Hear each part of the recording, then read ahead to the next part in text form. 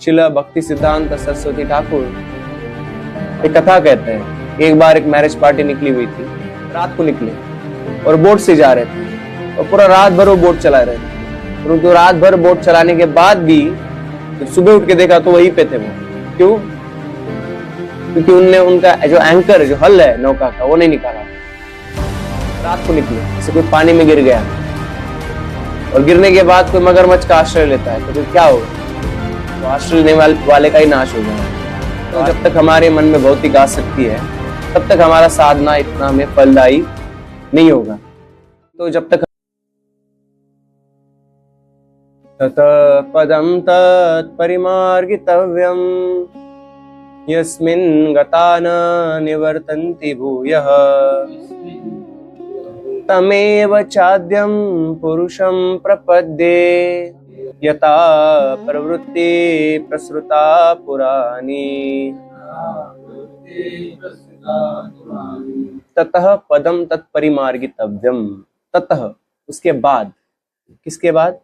असंग शस्त्रेण दृढ़ेन चित्वा। जब इस संसार से हम अपने मानवीय संबंध का विच्छेद कर देते हैं, संसार से अनासक्त हो जाते हैं, तब भगवान को ढूंढना चाहिए।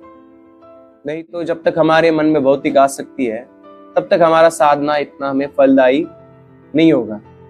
तो जब शिला भक्ति सिद्धांत सरस्वती ठाकुर एक कथा कहते हैं।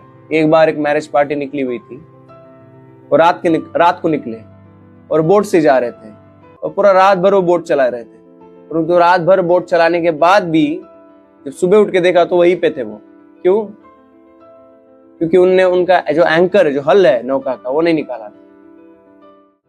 उसी प्रकार से जब तक हमारी भौतिक आसक्ति है संसार से, तब तक हम साधना भी करेंगे तो भी इतना हमारा आध्यात्मिक जीवन में उन्नति नहीं होगा। इसीलिए पहले कहा गया है असंग शस्त्रेण दृढ़ेन चित्वा। Cut down your relationship with this material nature by detachment and firm determination. और उसके बाद अनासक्ति और दृढ़ निश्चय के साथ जब हम संसार से संबंध विच्छेद करते हैं, इसके बाद हमें भगवान को ढूंढना चाहिए। यस्मिन् गता न निवर्तन्ति भूयः, जिनको प्राप्त करने के बाद में इस संसार में वापस आना पड़ता नहीं है। तो एक बार भगवान की स्मृति हो जाती है तो विस्मृति होने का संबंध नहीं है। संसार की स्मृति सारी चली जाती है, कई बार बुढ़ापे में कई बार लोग भूल जाते हैं बहुत सारी चीजें, परंतु एक बार भगवान की स्मृति हो जाती है तो भगवान को प्राप्त कर लेते हैं तो इस संसार में हमें वापस आना पड़ता नहीं है।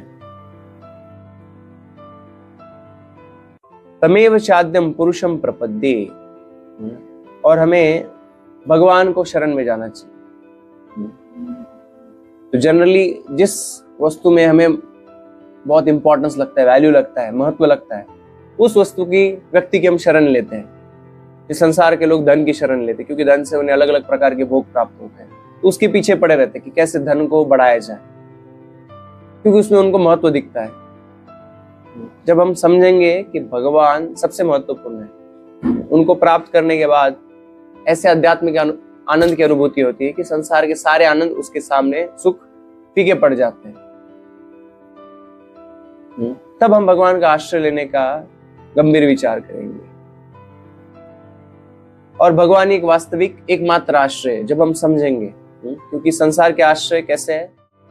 जैसे कोई पानी में गिर गया, समंदर में या नदी में, और गिरने के बाद कोई मगरमच्छ का आश्रय लेता है तो फिर क्या होगा?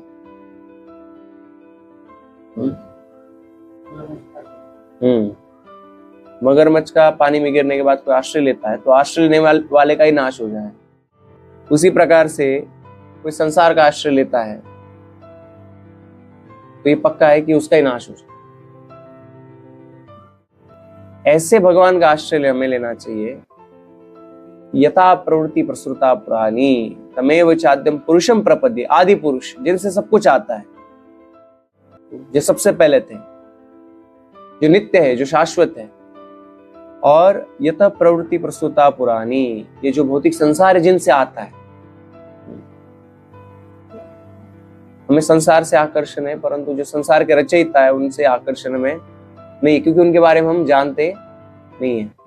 बट प्रभुपाद जी जैसे कभी किसी को कहते कि the creation is so beautiful, how beautiful the creator must be, जो बनाने वाले रचयिता कितने सुंदर होंगे। हमें उस रचयिता, उस भगवान का आश्रय लेना चाहिए जिनसे सब कुछ आता है। हम जीव होता है, वही भौतिक संसार की छोटी मोटी वस्तु प्राप्त करने के लिए अपना पूरा जीवन लगा देता है, पूरा प्रयास करता है, परंतु क्योंकि ये संसार नश्वर है, तो प्राप्त करके उसका कोई फायदा नहीं है। इसलिए हमें भगवान की खोज करनी चाहिए और तमेव चाद्यम पुरुषम प्रपद्ये, उनकी शरण में जाना चाहिए। और क्योंकि वो नित्य है तो उनका आश्रय भी नित्य है, और हमारा उनका आश्रय लेने से नित्य कल्याण हो सकता है। हरे कृष्ण।